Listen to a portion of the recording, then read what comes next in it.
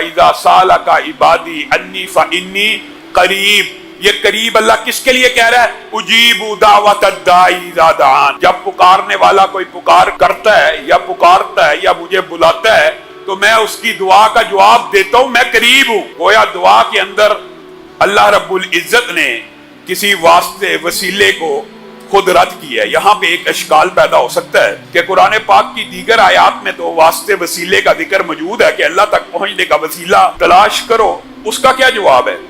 تو میرے بھائیوں یہ بات یاد رکھیے گا، آج تعصب کے بغیر شرح صدر کے ساتھ اہل حدیث کا، اہل توحید کا موقف سمجھیں۔ اگر آپ کو بات سمجھ آ جائے قبول کر لیں، اور اگر آپ کو سمجھ نہیں آتی آپ اپنے دلائل کو مزید راستہ پہ راستہ کریں، ان کے اوپر غور و فکر کریں، مزید دلائل سامنے لے کے آئیں۔ قرآن و سنت میں وسیلے کے اعتبار سے تین چیزیں ملتی ہیں کہ جن تین چیزوں کا وسیلہ دے کر اللہ رب العزت سے دعا کی جا سکتی ہے۔ ویسے تو اس آیت میں انی قریب کے بعد اللہ نے ساتھ ہی کون سا عمل بتایا؟ اجیبو دعوت الداعی اذا دعان۔ کسی کے گمان میں یہ نہ رہے میں دور ہوں، میں پکارنے والے کی پکار کا جواب دیتا ہوں، لیکن ساتھ اللہ رب العزت نے تین جائز اقسام کو بھی بیان کر دیا، اور قرآن پاک میں ان کے ثبوت اور احادیث میں ان کا ثبوت ملتا ہے۔ اگر کوئی چوتھی قسم حدیث سے ثابت ہے، ہمارے سر آنکھوں پر ہم نے یا ہمیں تو کئی اہل حدیث جاتا ہے، اگر حدیث آ جائے اور اس کے آگے ہم عقل دوڑائیں یہ ممکن نہیں ہے۔ حدیث ہوگی سر تسلیم ہم کر دیں گے۔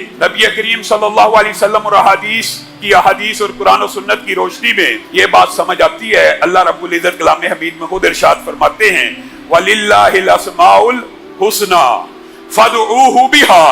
اللہ قریب تو ہے لیکن اللہ کے بہت سے خوبصورت نام ہیں، ان کے ذریعے اللہ کو پکارا جا سکتا ہے۔ یہ کون کہہ رہا ہے؟ اللہ کہہ رہا ہے۔ یعنی اللہ کی صفات کا واسطہ اللہ کو دیا جائے، اس کے اندر وسیلے میں کوئی شرک نہیں ہے، یہ اللہ ہی کی ذات۔ اللہ تو رزاق ہے، رزق کو نازل کر۔ اللہ تو رحمان ہے، رحمتوں کا نزول فرما۔ اللہ تو جبار ہے، اس ظالم کی گرفت کر۔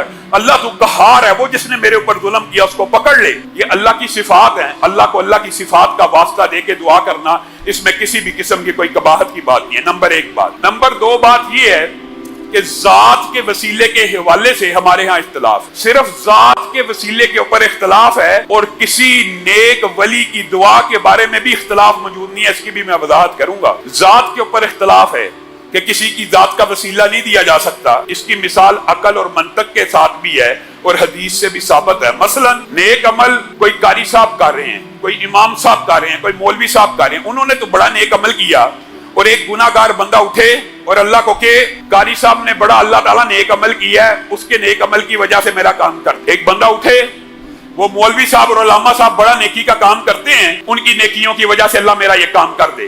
کیا یہ بات عقل اور منطق میں بھی آتی ہے کہ نہیں آتی؟ یہ عام فہم بات ہے کہ آپ اپنے نیک اعمال کا واسطہ تو دیں، تو قرآن و سنت سے بھی ثابت ہے، لیکن کسی غیر کے نیک اعمال کا اللہ کو کیسے واسطہ دیا جا سکتا ہے؟ کسی غیر کی ذات، اس نے تو نیکیاں اپنے لیے کی، اس نے تو محمد رسول اللہ صلی اللہ علیہ وسلم نے اپنی بیٹی فاطمہ کو نہیں کہا میری بیٹی اس گمان میں نہ رہنا تیرا باپ نبی ہے۔ وہ نبی جس نے کل قیامت کے دن سفارش بھی کرنی ہے اور شفاعت کا میدان بھی لگنا ہے، وہ نبی اپنی بیٹی کو سمجھا رہا ہے اس گمان میں نہ رہی، تیرا باپ نبی ہے اور تو عمل نہ کرے اور تیرا باپ تجھے جنت میں لے جائے گا۔ نبی کا چچا ابو لہب جنت میں چلے جائیں گے ذات کے وسیلے کی وجہ سے۔ عمل میں کروں، عمل حاجی صاحب کرے، عمل قاری یاسین صاحب کریں، عمل قاری امجد صاحب کریں، اور ایک بندہ اٹھے قاری امجد صاحب نے 8 تراویحیں پڑھائیں، اللہ تعالیٰ اس کی وجہ سے مجھے معاف کر